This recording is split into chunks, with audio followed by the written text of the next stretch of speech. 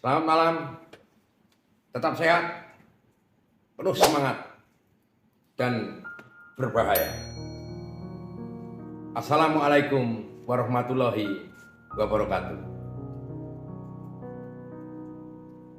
Malam ini lagi kita mengais-ngais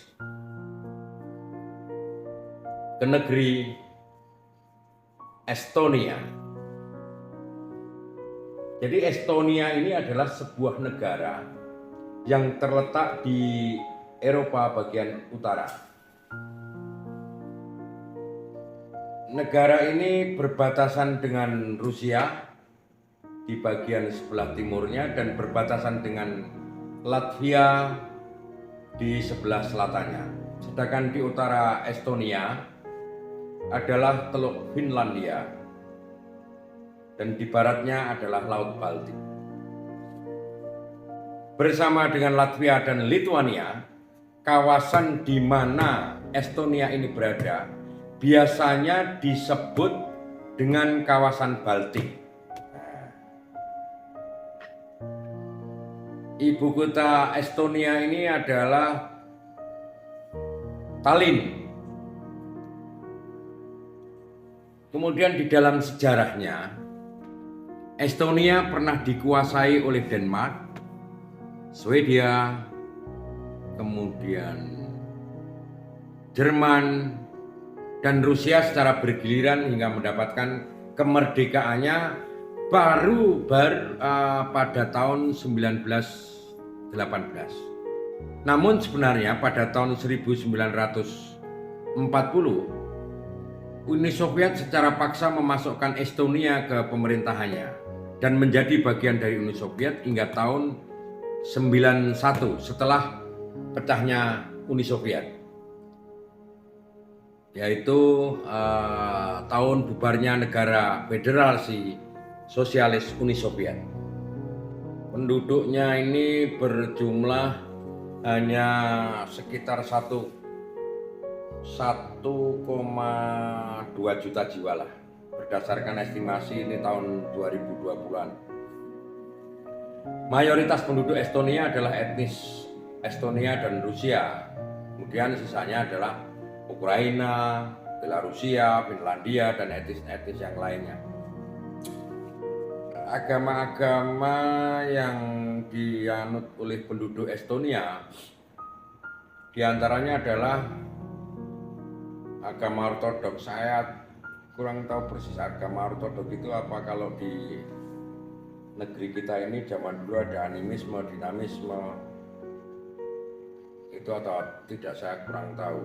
Kemudian agama Lutheran dan Kristen.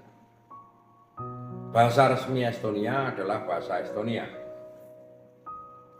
Sistem pemerintahan di Estonia ini adalah sistem pemerintahan republik parlementer, hampir sama dengan beberapa negara sebelumnya, yang kepala negaranya adalah seorang presiden dan kepala pemerintahnya adalah dipimpin oleh seorang perdana menteri. Presiden Estonia dipilih secara tidak langsung oleh parlemen dengan masa jabatan sama kayak di negeri kita, di Indonesia, tiap 5 tahunan sekali, dan dapat menjabat 2 periode apabila terpilih kembali. Sedangkan Perdana Menteri dinominasi oleh Presiden yang disetujui oleh Parlemen. Jadi Perdana Menteri ini langsung dipilih oleh Presiden tetapi dengan persetujuan oleh Parlemen.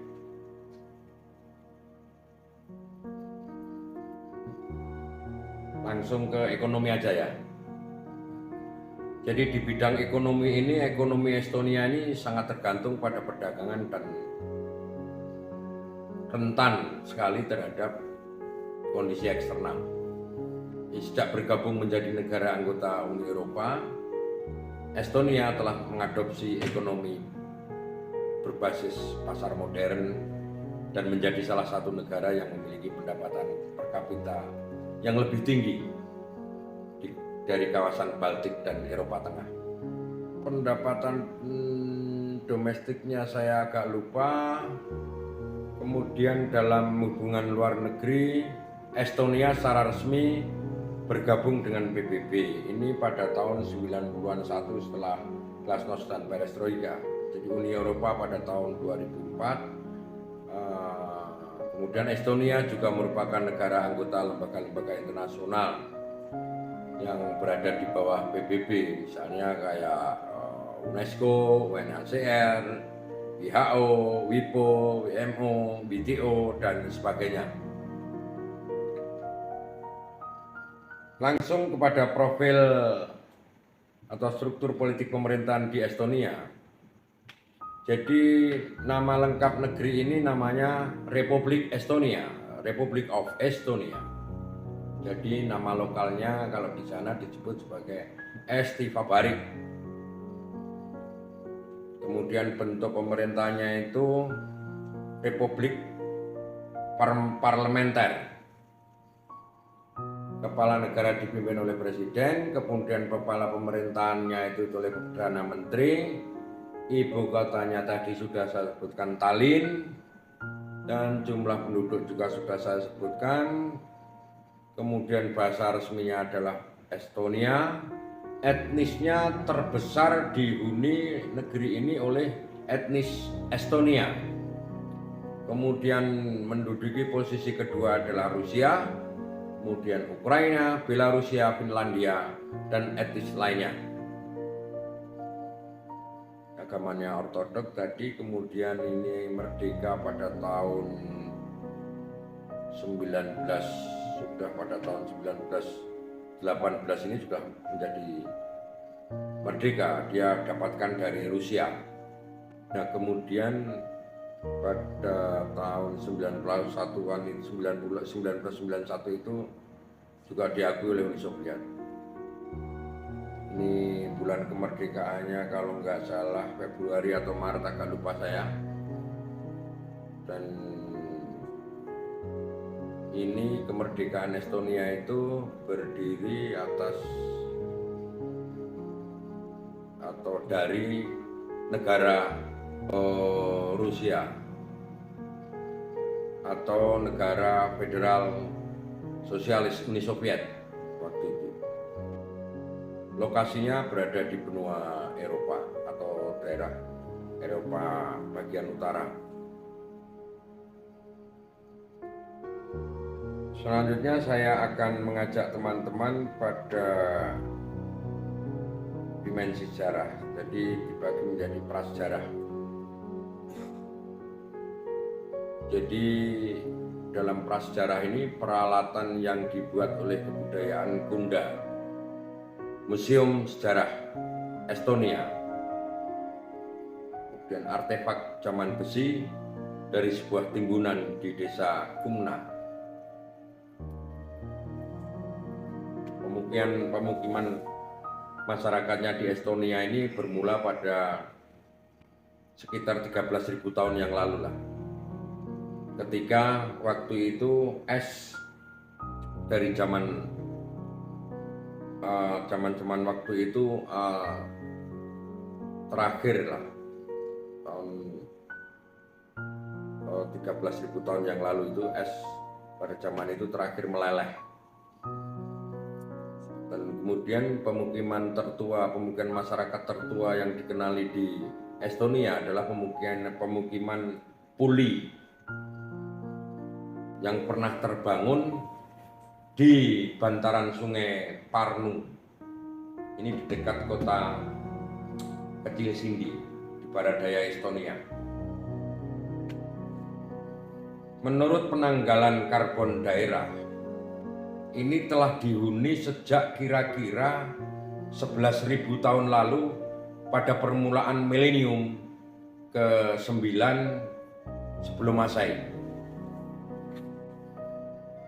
Saya dapatkan bukti tentang kawanan pemburu dan pemancing telah ditemukan.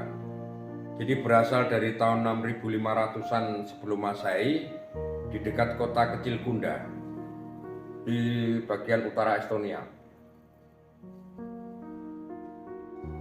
Kemudian artefak tulang atau batu yang sama itu dijumpai di Kunda. Ini juga ditemukan di tempat lain di Estonia, juga di Latvia. Jadi letak antara Latvia dan Estonia ini tidak begitu jauh. Ini di utara, ditemukan di utara Lituania, benda-benda tersebut. Ditemukan juga di daerah selatan Finlandia, batu-batu dan sebagainya itu tadi. Kebudayaan Kunda berasal dari zaman batu pertengahan atau periode Mesolitikum, akhir zaman perunggu dan awal zaman besi. Ini ditandai oleh perubahan besar budaya. Yang paling signifikan adalah peralihan menuju pertanian.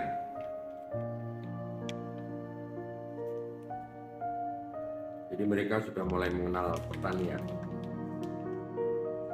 yang menjadi inti ekonomi dan kebudayaan saat itu pertanian ini. Nah, di antara abad ke-1 sampai ke-5 sebelum Masehi, pertanian penduduk ini dirintis sedemikian luas. Populasi pertambahan dan pemukiman berkembang sangat meluas. Kemudian pengaruh-pengaruh budaya dari Kekaisaran Romawi kemudian mulai mencapai Estonia. Diketahui masyarakat yang pertama disebut-sebut menghuni wilayah yang sekarang ini menjadi Estonia adalah suku Aisti.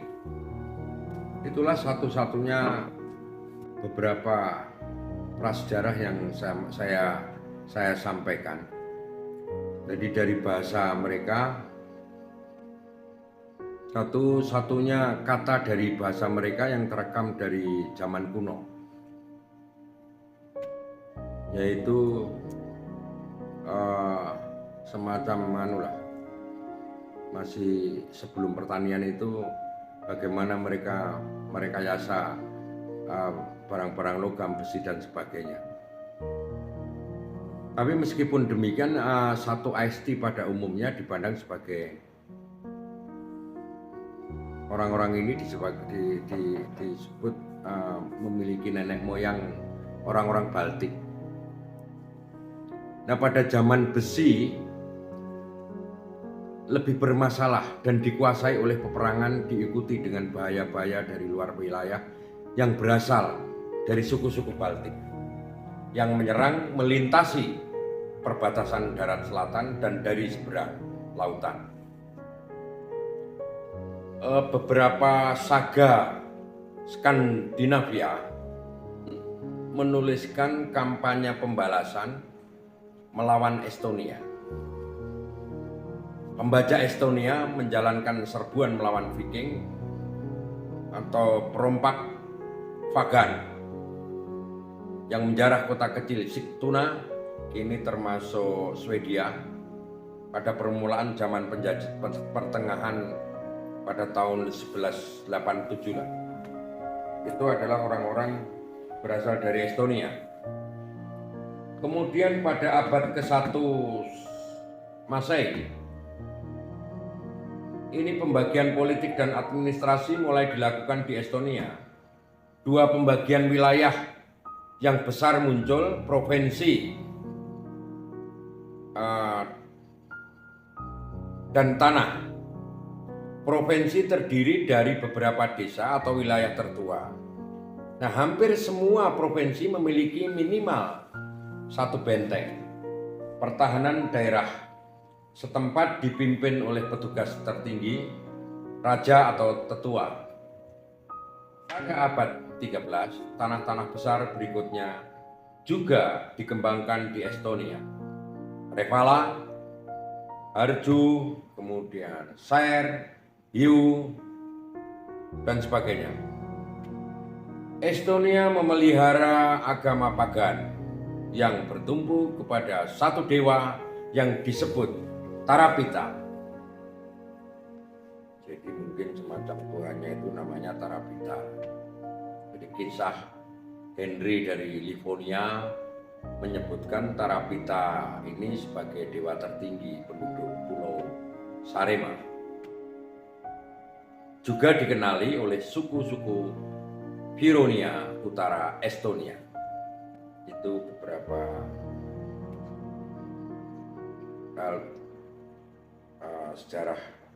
prasejarah di Estonia. Selanjutnya kita meloncat ke perihal pernyataan kemerdekaan Estonia.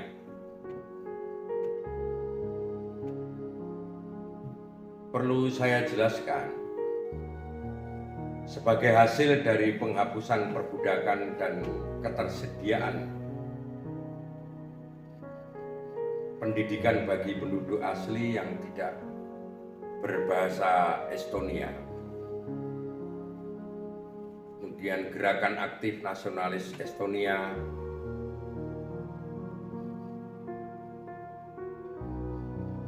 ini didirikan pada abad ke-19. Gerakan ini bermula pada tataran budaya. Hasilnya adalah sebuah pendirian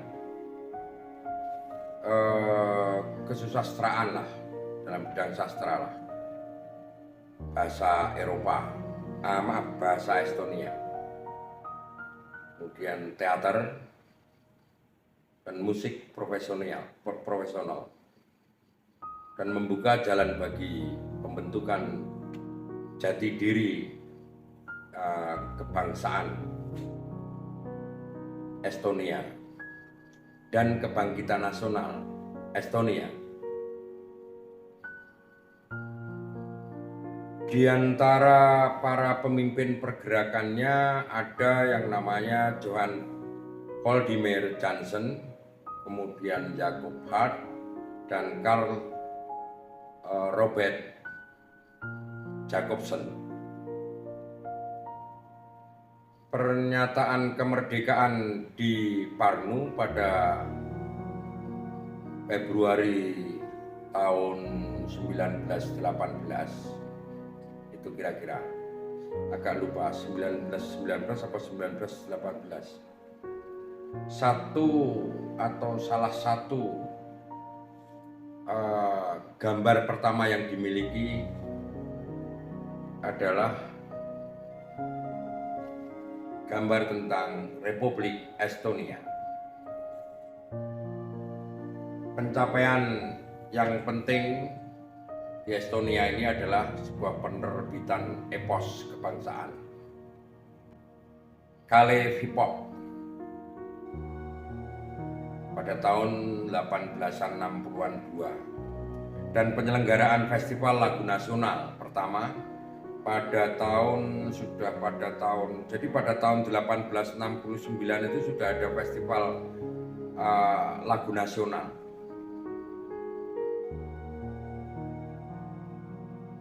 Sebagai aksi tandingan periode Rusifikasi yang diprakarsai Kekaisaran Rusia pada dasar warsa kira-kira 1890-an.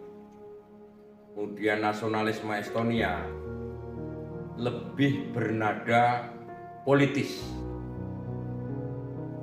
yang pada saat itu kaum terpelajar menyerukan otonomi yang diperluas dan kemudian kemerdekaan penuh dari Kekaisaran Rusia. Setelah kaum Bolshevik mengambil alih kekuasaan di Rusia menyusul revolusi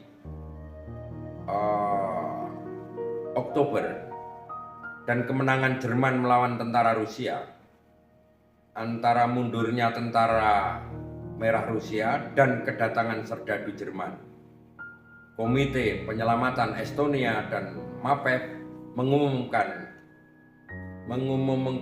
kemerdekaan Estonia. Ini terjadi pada Februari 1918 dan di Tallinn pada Februari juga. Kemudian setelah memenangi perang kemerdekaan Estonia melawan Rusia Soviet dan Freikorps Jerman dan sukarelawan pertahanan darat Baltik, perjanjian damai Tartu ditandatangani pada tanggal saya agak lupa, tapi ini Februari 1920-an. Republik Estonia diakui secara de jure oleh Finlandia, kemudian Polandia pada tahun 20-an, oleh Argentina pada 1921, kemudian oleh Argentina pada Januari 21 dan oleh Sekutu Barat pada Januari 21 juga. Estonia ini memelihara kemerdekaannya selama 22 tahun.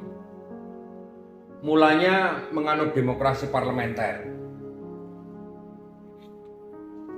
Kemudian parlemen ini dibubarkan pada tahun 1934 setelah terjadinya kekacauan politik yang disebabkan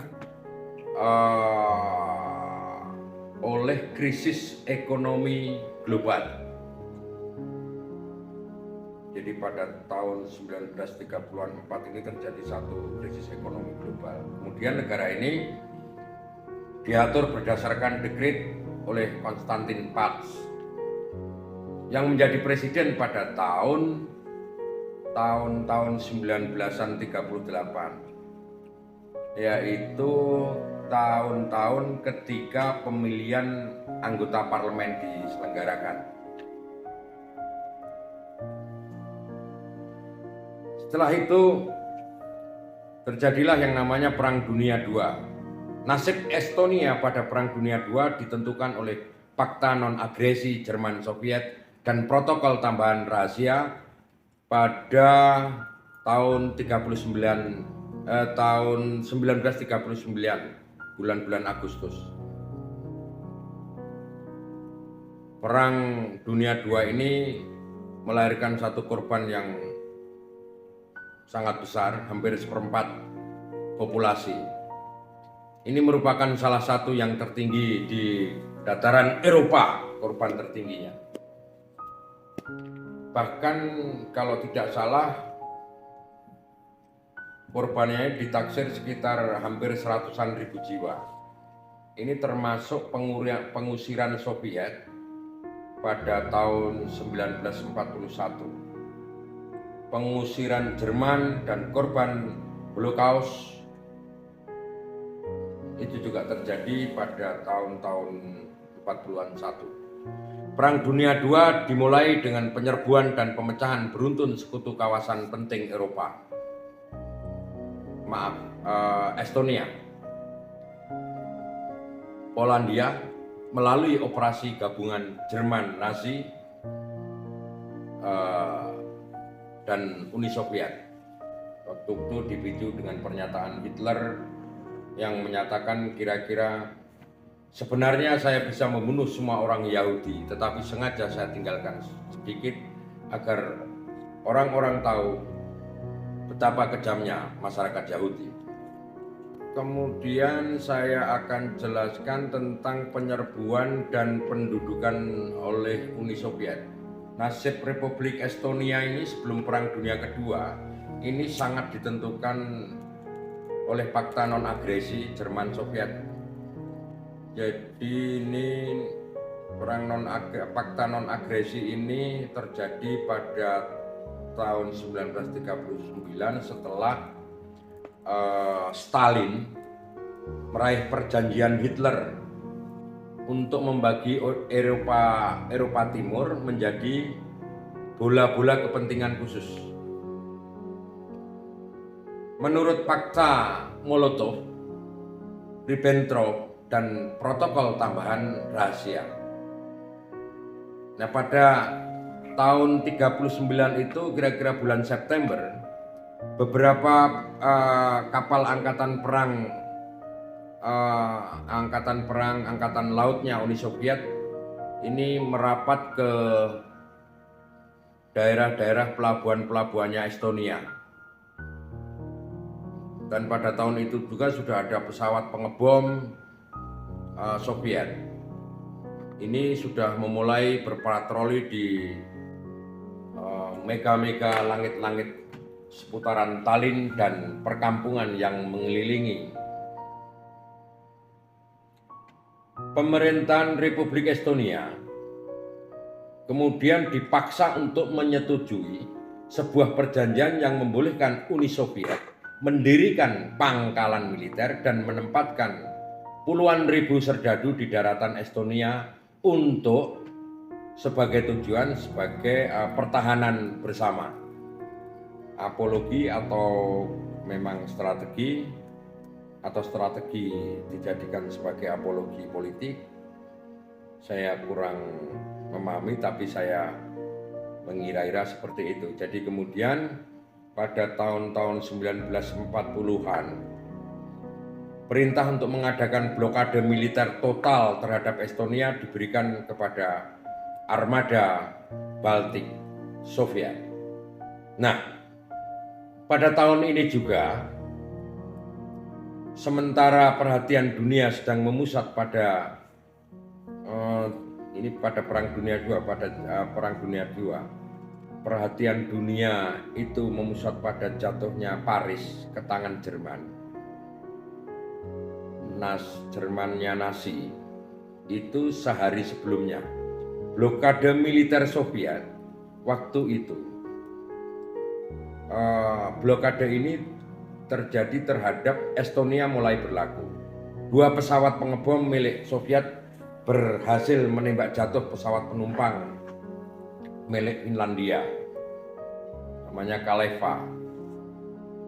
Ini ceritanya ya waktu itu terbang dari daerah langit Tallinn menuju Helsinki mengangkut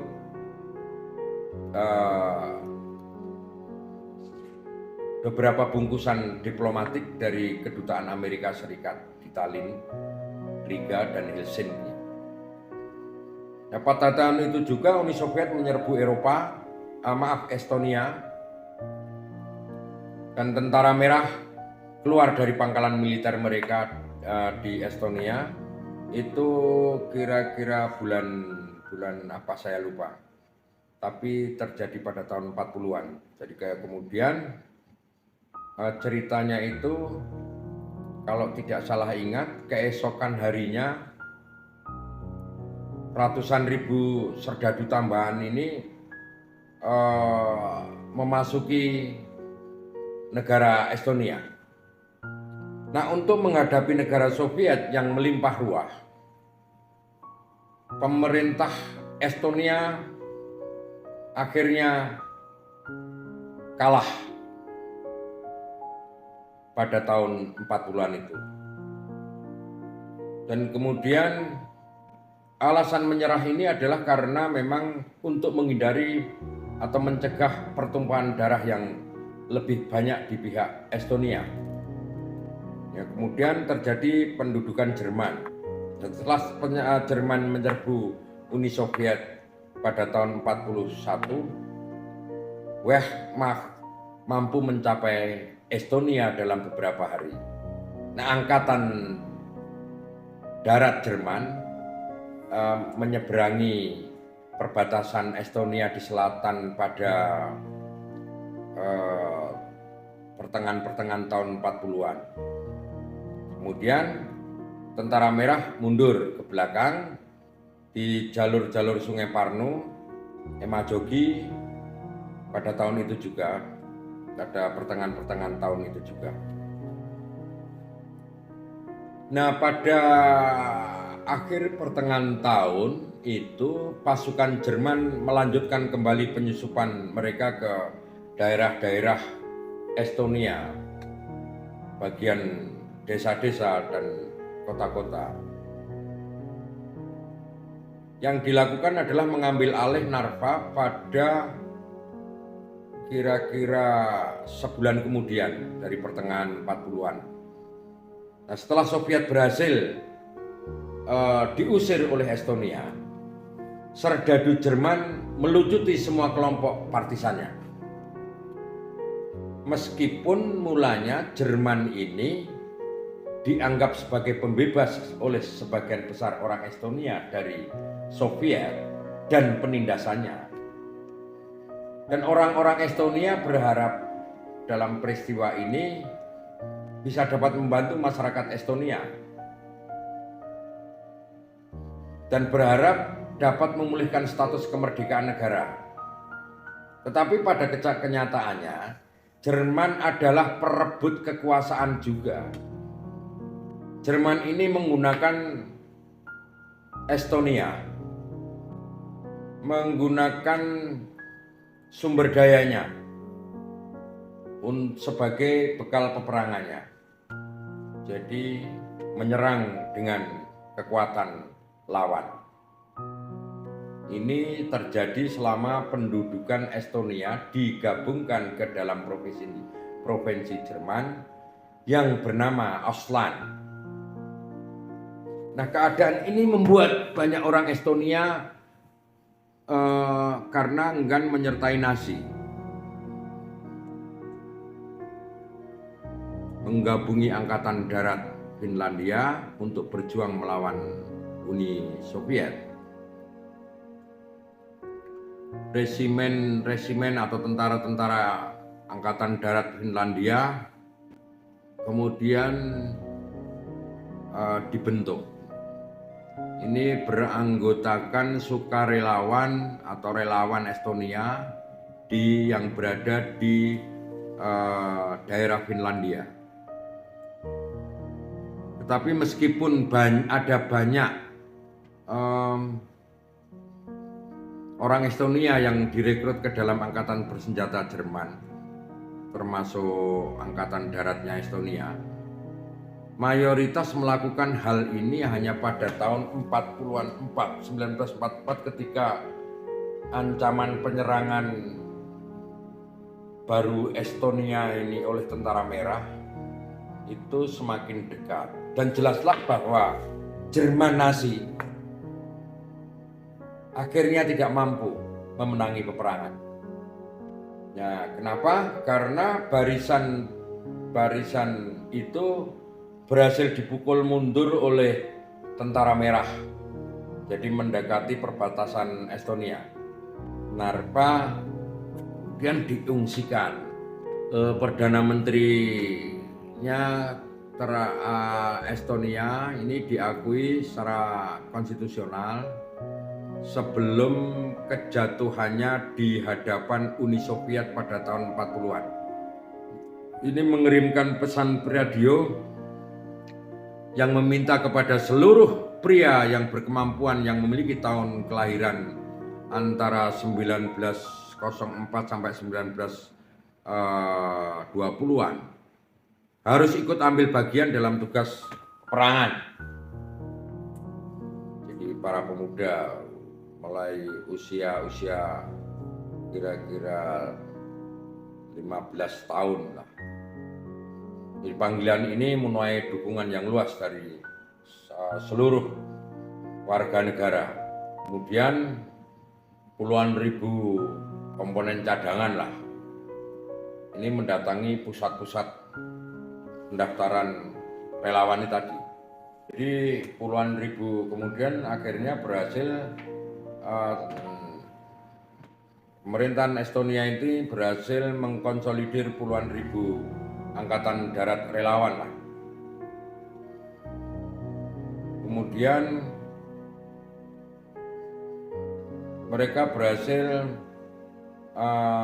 Estonia ini kemudian berhasil juga menggabungkan angkatan darat Finlandia kembali pulang melintasi Teluk Finlandia untuk menggabungi angkatan pertahanan wilayah yang baru saja dibentuk. Ini semua ditujukan untuk mempertahankan Estonia melawan serbuan Soviet. Nah, hal ini dimaksudkan atau diharapkan bahwa dengan terlibat dalam perang tersebut, Estonia dapat meraih dukungan dari Barat untuk melepaskan Estonia dari campur tangan Soviet. Maka dengan demikian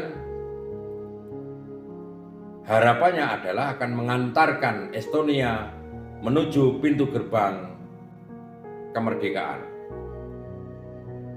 Jadi kira-kira itu. Kemudian selintas secara geografi, saya perlu sampaikan ini secara geografis perbatasan darat Estonia ini dengan Latvia sepanjang kira-kira hampir 300 km, dengan Rusia kira-kira ya sekian ratus kilometer. Nah, dari tahun 1920-an sampai 45 ini perbatasan Estonia dengan Rusia ditentukan oleh Traktat Perdamaian Tartu pada tahun 1920. Ini melintasi Sungai Narva di timur laut dan melintasi kota Patseri di tenggara. Wilayah ini kira-kira luasnya sekitar hampir 2.500 km persegi. Ini digabungkan ke dalam Rusia oleh pemerintahan Stalin setelah Lenin pada akhir Perang Dunia Kedua. Nah, alasannya adalah Estonia dan Rusia masih belum terdefinisi dengan baik dan itu berlangsung hingga hari ini. Estonia ini berada di pesisir timur Laut Baltik, melintasi Teluk Finlandia. Kemudian Estonia berada di bagian utara zona iklim sedang dan dalam zona transisi antara iklim lautan dan iklim kontinental. Estonia memiliki 4 musim yang panjang, masing-masing periodenya hampir sama. Juga mengalami musim-musim dingin, kemudian ya kecenderungannya di sana musim dingin lah.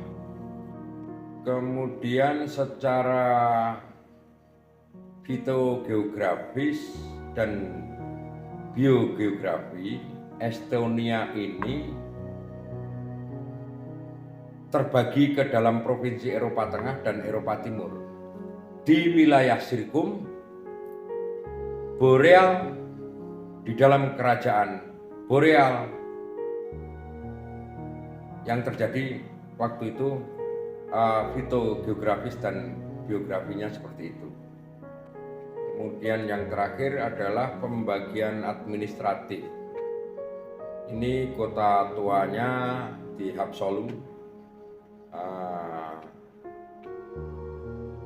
ya. Balai kotanya di Tartu, kemudian terjadi musim dingin. Republik Estonia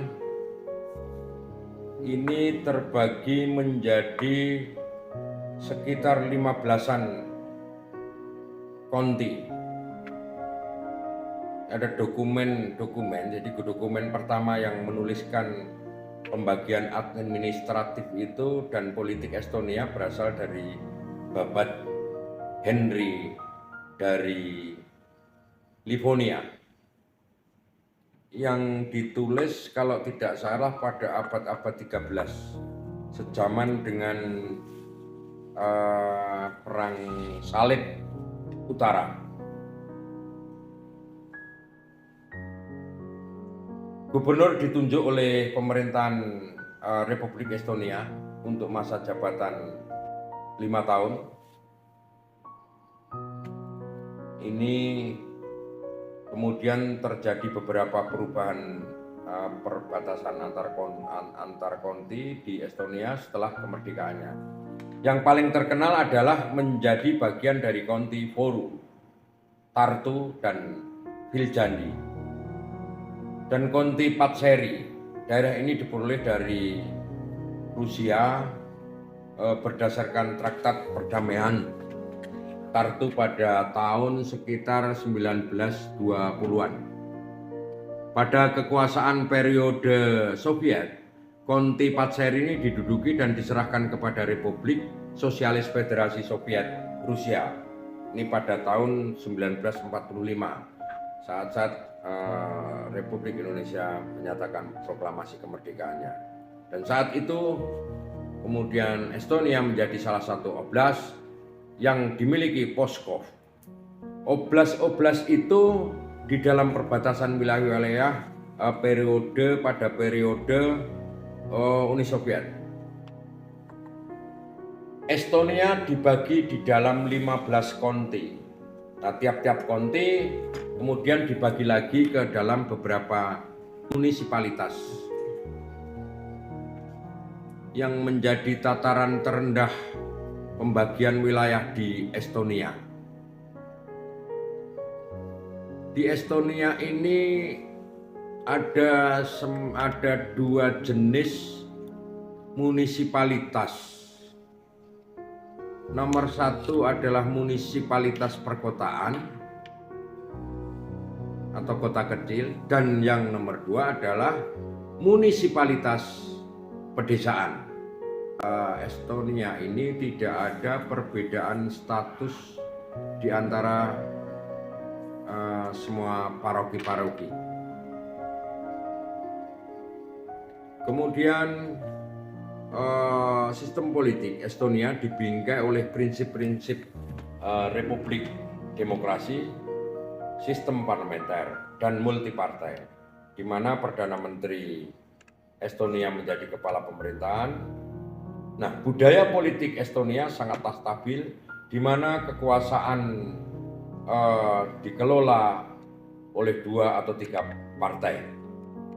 Ini telah berlangsung lama, dalam waktu yang sangat lama lah. Situasi ini serupa dengan negara-negara lain di Eropa Utara. Jadi Perdana Menteri Estonia saat itu Andrus Ansip. Andrus Ansip ini Perdana Menteri dengan jabatan yang terlama. Sedikit kita mengulas tentang partai-partai politik di Estonia. Ini berdasarkan undang-undang. Partai politik dapat didirikan oleh warga negara Estonia atau warga negara lain yang tergabung dalam Uni Eropa. Minimal berusia 18 tahun. Jadi mereka, para pemuda usia 18 tahun itu sudah mendapatkan satu hak untuk bisa mendirikan partai.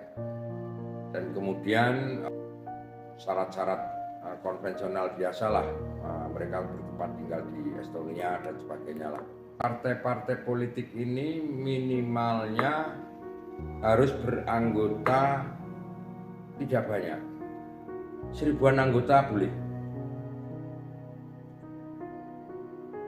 Nah, sama seperti di Indonesia, bahwa anggota partai itu tidak diperkenankan masuk menjadi anggota militer atau kehakiman atau kejaksaan, kepolisian, dan beberapa posisi senior di pemerintahan. Nah, kanselir penasehatnya dan pengawas keuangan negara. Di Estonia ini presiden harus membekukan keanggotaannya dalam partai politik jika dengan catatan jika dia aktif pada masa jabatannya. Partai-partai politik yang terdaftar di sana itu ada, kalau nggak salah ini, ada Partai Demokrat Sosial, ada Partai Reformasi Estonia, ada Partai Tengah Estonia, ada Serikat Tanah Air dan Republik. Kemudian yang kelima itu Partai Kiri Bersatu Estonia. Yang keenam itu Partai Rusia di Estonia. Partai Hijau Estonia. Serikat Rakyat Estonia, Partai Kemerdekaan Estonia, Partai Kristen Demokrat Estonia, dan beberapa partai. Ada kira-kira sekitar 13 partai kalau tidak salah. Posisi parlemen di sana ini berkedudukan di Kastil Tompea. Parlemen atau cabang legislatif Estonia ini dipilih oleh rakyat untuk masa jabatan hanya 4 tahun menurut prinsip perwakilan proporsional. Jadi Estonia ini adalah bentuknya menjadi negara republik parlementer demokratis. Sistem politik Estonia bergerak berdasarkan konstitusi yang disepakati pada tahun 1992. Jumlah anggota parlemen hanya seratusan. Ini sangat mempengaruhi pemerintah nasional, jadi terutama dalam hal menentukan pendapatan dan belanja negara. Jadi menginjak pada sistem pemerintahan di Estonia. Eksekutif Estonia ini dibentuk oleh Perdana Menteri Estonia. Nah, Perdana Menteri ini dicalonkan oleh Presiden dan disetujui oleh Parlemen. Pemerintahan Estonia ini menjalankan kekuasaan eksekutif berdasarkan konstitusi Estonia dan perundang-undangan Republik Estonia dan terdiri dari 12 menteri, termasuk Perdana Menteri. Perdana Menteri ini juga berhak mengangkat menteri lainnya, di mana menteri tersebut akan mengurusi tugas tertentu dan ada juga menteri yang tidak memiliki kementerian, menjadi menteri tanpa portofolio, yang pada saat ini hanya menteri daerah. Mungkin menteri daerah ini kalau di Indonesia menteri dalam negeri atau apa gitu. Jadi kemudian konstitusi yang diberlangsungkan di Estonia ini adalah kekuasaan tertinggi negara berada di tangan rakyat. Rakyat menjalankan kekuasaan tertinggi negara melalui pemilihan umum untuk memilih anggota. Di sana namanya Rikigoku. Ini berlaku bagi warga negara yang memiliki hak pilih, sama dengan beberapa negara yang lain.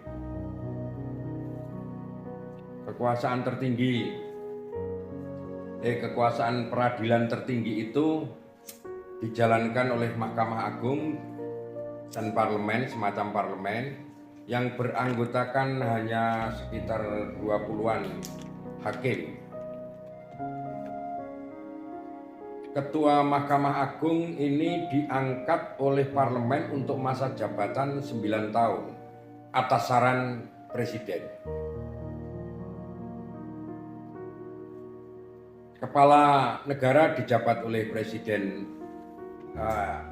Estonia yang kemudian memberikan persetujuan terhadap undang-undang yang diloloskan oleh parlemen.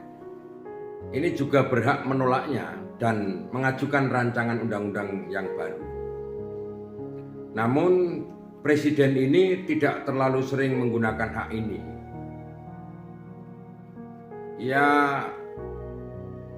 Presiden ini mayoritas hanya menggunakan atau berperan dalam hal-hal yang seremonial, misalnya meresmikan apa, membuka apa, dan sebagainya.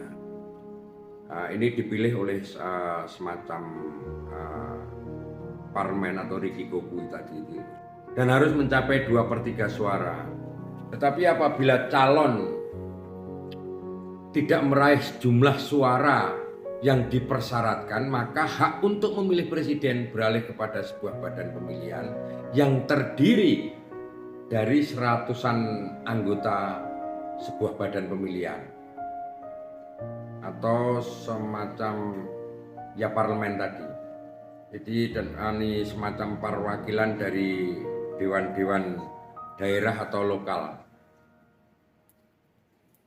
Seperti cakupan-cakupan lainnya, penyusunan hukum di Estonia ini telah berhasil diintegrasikan dengan zaman informasi. Kemudian hubungan luar negeri, Estonia ini adalah anggota Liga Bangsa-Bangsa sejak 1921 dan menjadi anggota PBB pada tahun 91, jadi 1 tahun setelah Perestroika. Fakta Pertahanan Atlantik Utara, anggota Perserikatan Bangsa-Bangsa sejak 1991 dan Fakta Pertahanan Atlantik Utara sejak 2004. Juga menjadi anggota Uni Eropa sejak 2004. Estonia ini juga sudah sempat bersama-sama menandatangani protokol Kyoto, bahwa Estonia ini adalah anggota Organisasi untuk Keamanan dan Kerjasama di Eropa. Estonia adalah anggota Organisasi untuk Keamanan dan Kerjasama di Eropa. Sebagai salah satu negara dari Organisasi untuk Keamanan dan Kerjasama Eropa, ini memiliki komitmen internasional Estonia yang menjadi subjek untuk memantau di bawah amanat Komisi Keamanan dan Kerjasama Amerika Serikat di Eropa. Perlu kita ketahui bersama bahwa sejak memperoleh kembali kemerdekaannya, Estonia ini menganut kebijakan luar negeri yang berfokus pada kerjasama dengan mitra-mitranya di Eropa Barat. Dua tujuan kebijakan terpenting menyangkut hal ini adalah salah satu keikutsertaan di dalam Fakta Pertahanan Atlantik Utara dan Uni Eropa. Masing-masing dicapai pada tahun 2004. Kemudian penyekutuan kembali Estonia dengan blok barat ini diikuti dengan kemunduran hubungan dengan Rusia. Yang terbaru ini diperlihatkan pada kontroversi seputar pemindahan monumen peringatan Perang Dunia II di Tallinn. Yang terakhir adalah sedikit saya singgung soal kondisi hak asasi manusia di Estonia. Hak asasi manusia di Estonia ini dihargai dengan sangat baik oleh pemerintah. Estonia menempati peringkat yang sangat tinggi di dalam hal demokrasi, kebebasan pers, kerahasiaan pribadi, dan pembangunan manusia di setiap bangsanya. Hak-hak dasar orang perseorangan itu artinya dijamin oleh konstitusi, undang-undang, buatan parlemen, dan traktat-traktat yang berhubungan dengan hak asasi manusia yang turut disetujui oleh pemerintah Estonia. Dan lagi ada semacam Freedom House, itu telah melaporkan Estonia sebagai negara yang memiliki taraf tertinggi di dalam hal kebebasan internet di dunia. Saya kira cukup ringkas soal negara Estonia. ada sedikit soal militer perlu saya tambahkan, bahwa anggota militer Estonia ini dalam pelatihan militernya itu selama serbuan Erna. Militer Estonia berbasis pada Angkatan Pertahanan Estonia, yang merupakan nama angkatan bersenjata gabungan republik. Jadi Angkatan Darat, Angkatan Laut, Angkatan Udara, dan sebuah organisasi garda nasional paramiliter, semacam liga pertahanan. Tujuan dari pertahanan ini adalah untuk menjamin terpeliharanya kemerdekaan dan kedaulatan negara, integritas atau keutuhan daratan, perairan, dirgantara, dan keamanan konstitusinya. Nah, kemudian terakhir pada masa kini ini, tujuan strategis utama militer Estonia ini adalah mempertahankan kepentingan negara dan pembangunan angkatan bersenjata agar senantiasa siap bekerja sama dengan angkatan bersenjata negara-negara Pakta Pertahanan Atlantik Utara dan Uni Eropa. Jadi kerjasamanya memang sudah dengan Pakta Pertahanan Atlantik Utara dan Eropa, dan juga agar bertujuan agar mampu ikut serta dalam misi-misi Pakta Pertahanan Atlantik Utara. Diberlakukan juga wajib militer bagi pemuda-pemuda berusia 18 tahun sampai 30-an tahun lah, untuk bertugas selama 8 hingga 11 bulan perjalanan, bergantung kepada angkatan tempat mereka bertugas. Terakhir sekali, soal ekonomi. Sebagai anggota Uni Eropa, ekonomi Estonia itu menempati peringkat tinggi dalam hal pendapatan menurut Bank Dunia. Karena pertumbuhannya yang cepat, ekonomi Estonia seringkali dilukiskan sebagai harimau Baltik. Dan pada tahun 2011 bersama-sama kemudian Estonia mengadopsi euro, mata uang euro, dan menjadi negara anggota zona euro ke-17. Saya kira cukup di situ, satu negara dengan perdagangan yang dimulai sejak ekonomi 1990-an, dengan pendapatan per kapita tertinggi di Eropa Timur. Terima kasih. Selamat malam. Tetap sehat, penuh semangat, dan berbahaya. Wassalamualaikum warahmatullahi wabarakatuh.